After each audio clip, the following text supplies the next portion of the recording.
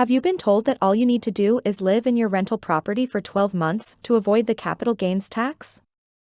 This is completely incorrect information, and it could end up costing you thousands of dollars in taxes. Here are some of the questions to which an alarming number of people gave this type of answer in a Facebook group. I'm planning to sell my property, how can I save the capital gains tax? I rented out a property, how many years do I need to live in it to avoid paying the capital gains tax? If I live in my principal residence for 1 year before moving out and renting it, will I still be exempt from the capital gains tax when I sell? Stay tuned to find out the correct answer to these 3 questions. Hi. My name is Kat and I'm a chartered professional accountant. On this channel, we discuss Canadian tax, accounting, and personal finance, with the goal of helping you keep more of your hard-earned money in your own pockets. Today's video is all about how the capital gains tax works when changing your house from a primary residence to a rental property, or vice versa. We'll go over the 4 rules you need to consider to legally avoid the capital gains tax in this situation. The correct answer to the 3 questions listed earlier. At the end of the video, I'm going to share 4 important tips that you can apply if you're planning to rent out your principal residence. So let's jump right in. Before we go over these rules, I'm going to assume that you already understand how the capital gains tax works. If you don't, I recommend watching my video about that first, by clicking the link in the description box below, and then coming back to this one. The first rule is the change in use. When you decide to start renting your principal residence, or to move into your rental property, the CRA considers that you sold your property at fair market value on the day the change occurs. This is called a deemed disposition. As with any sale of capital property, a change in use therefore implies that you might need to pay a capital gains tax. For example, if you move out of your home and begin renting it on July 1st, the CRA considers that you sold your home on July 1st. The capital gain would then equal the fair market value on that day, minus the price you paid when you originally bought the house. Since it's your principal residence, you wouldn't need to pay taxes on this capital gain, but more on that later. The second rule came into effect on January 1st, 2023, and it's called the Residential Property Flipping Rule. It basically states that, if you purchase a property and own it for less than 365 consecutive days before selling it, capital gains tax does not apply, except in very specific circumstances. This is probably why people are under the impression that you can live in your rental property for just 12 months to avoid the capital gains tax. Except, the part they didn't understand is that something else applies instead of the capital gains tax. When you buy and sell a house within less than a year, the CRA will tax you on 100% of the profit, as if it were business income, instead of applying the capital gains tax where you only pay taxes on 50 to 66.7% of the profit. In other words, you'll end up paying about twice as much in taxes than you normally would have if you sell or change the use of your property within less than 365 days. The final 2 rules are ways that you can legally reduce or eliminate a capital gain.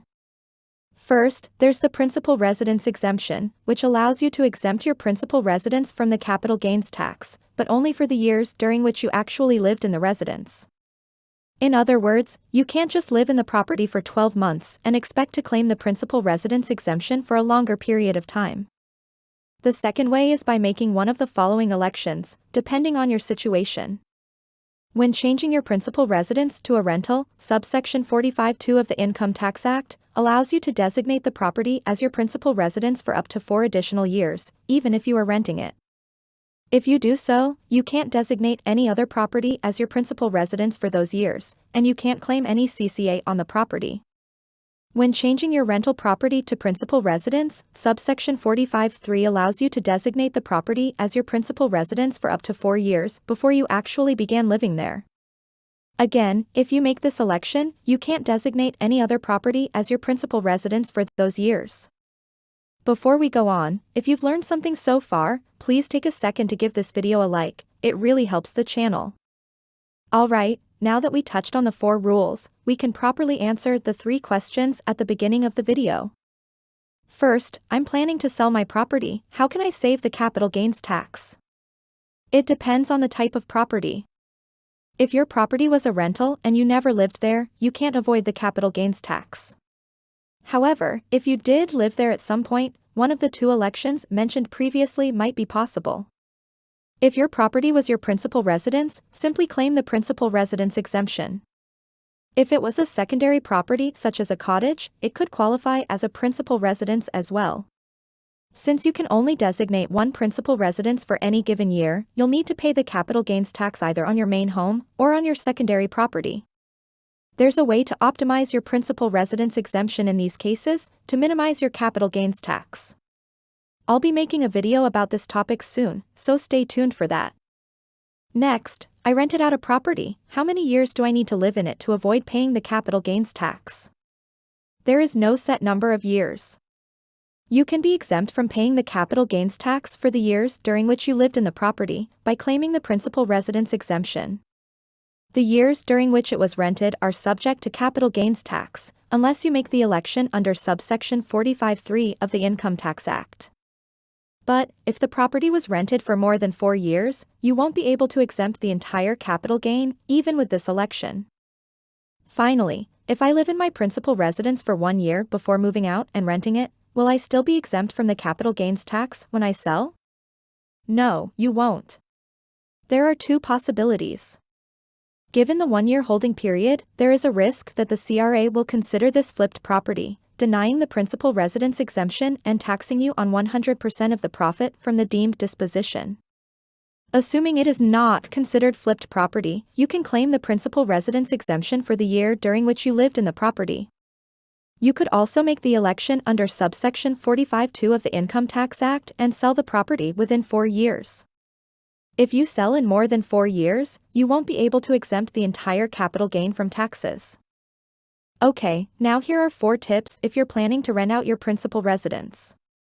First, get an appraisal of the fair market value of your house on the date you begin renting it out. You'll need this to calculate the capital gain. Second, make sure you've lived there for more than 12 months before changing it to a rental, to avoid the flipped property rule. Third, declare the change in use and claim the principal residence exemption when you file your tax return for the year where you began renting out your house. Don't wait until the year you actually sell or you'll be subject to penalties from the CRA.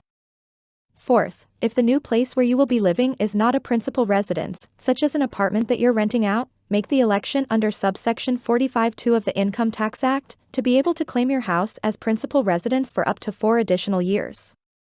So there you have it.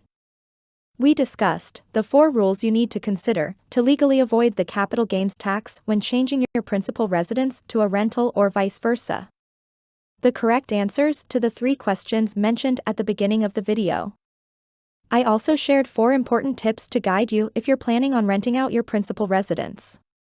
That's all for today's video. I hope you found the information helpful. Don't hesitate to ask your questions or submit special requests for future videos in the comments. Be sure to hit that notification bell if you want to be the first to know when a new video is released. Thanks for tuning in, and I'll see you next time.